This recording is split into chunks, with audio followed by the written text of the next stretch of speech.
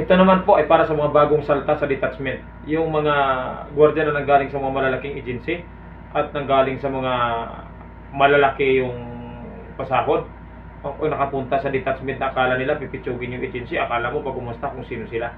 Mga idol, importante yung respeto at disiplina sa bawat isa. Pag pumunta ka sa isang lugar kung saan na-assign ka ulit dahil nag-apply ka sa kanila sa agency nila, dapat marunong kang makisama, matuto kang makibagay. Hindi yung pag tinuturuan ka sa OJT, mas magaling ka pa sa nagturo sa'yo.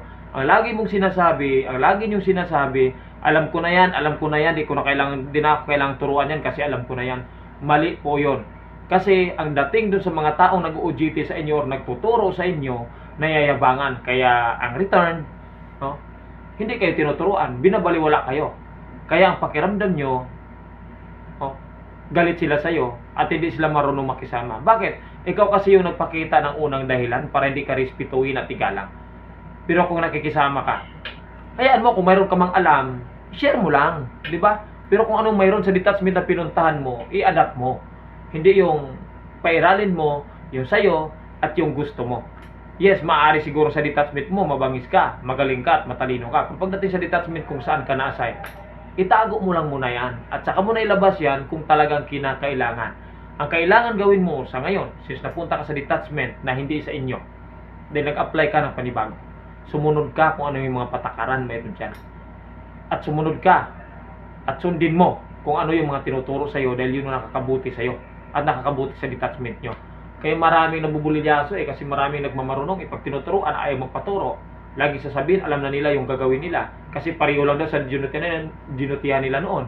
Kasi kundo din ako, kasi malls din ako, kasi nag-subdivision din ako, kasi nagganito din ako. Ang dami mga pinagsasabi para ipakita doon sa mga nag-OJT na mas magaling sila, matalino at marunong. Sa trabaho natin, walang magalino, walang marunong, walang matalino. Ang importante dito, madiskarte ka at alam mo dapat yung ginagawa mo bilang security guard.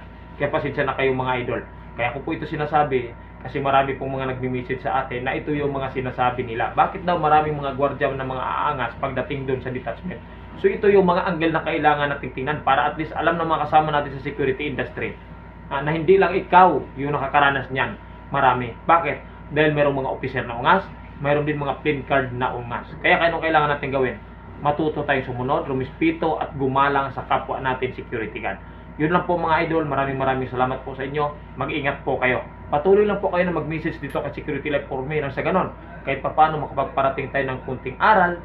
At yun, kung inyong tatanggapin at i-adapt ninyo sa mga sarili ninyo at ituro ninyo sa iba na sa ganon, matututo din sila. Magandang gabi po.